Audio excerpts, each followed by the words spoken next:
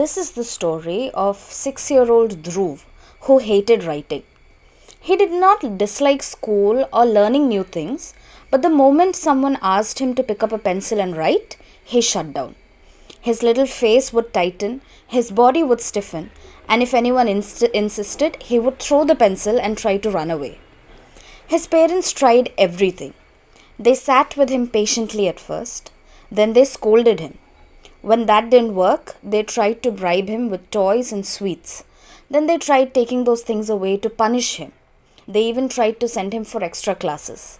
Nothing worked. Dhruv simply would not write. If forced, he would scribble angrily or refuse altogether. It became a daily battle. His parents began to worry. Was something wrong? Was he being stubborn? Could there be a problem with his intelligence? Eventually, they decided to consult a psychologist. The psychologist did not rush to conclusions. First, she carefully checked if Dhruv had any writing related difficulty. She assessed whether there was a writing disability, whether his fine and gross motor skills were intact, and whether his pencil grip was appropriate for his age. Everything was normal. There was no learning disability, no motor issue, or developmental delay. Dhruv was fully capable of writing, which meant the problem wasn't related to ability at all. The psychologist observed Dhruv closely and then helped the parents understand what was happening. This child does not see a reason to write, she said. For him, writing has no meaning. It feels like a task forced on him with no purpose, and he will not obey just because he is told to. His parents listened carefully. So what do we do? They asked. Give him a reason, the psychologist replied. She suggested an unusual solution. Every night after dinner, both parents were to sit at the dining table and write letters to each other. They were not to involve Dhruv directly. They were not to call him or explain anything. They simply had to let him see.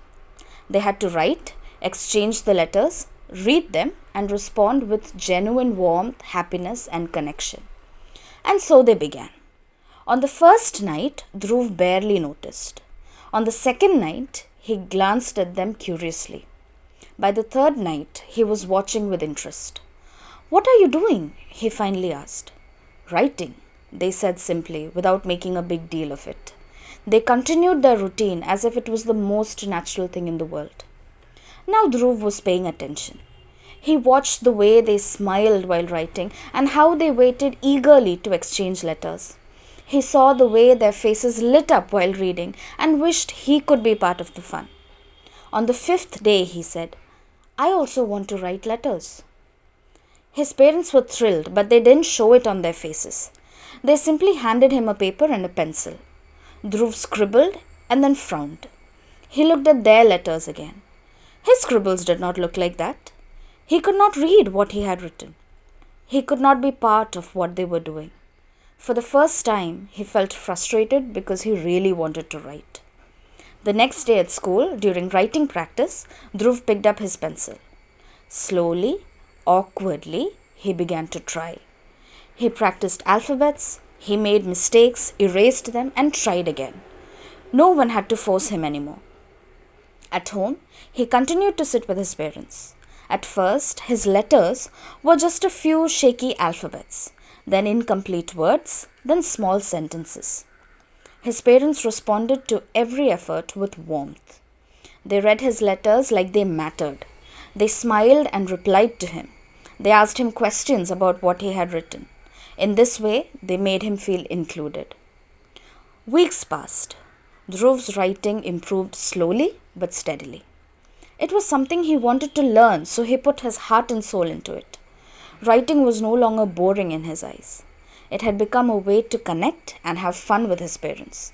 It was a way to be part of something meaningful. One night, Dhruv handed his parents a letter that he had written carefully, taking his time. It wasn't perfect at all. Some letters were uneven and some words were spelled wrong, but it was readable. And it said, I love Amma and Papa. Dhruv learned to write because his parents helped him see what a joy it can be.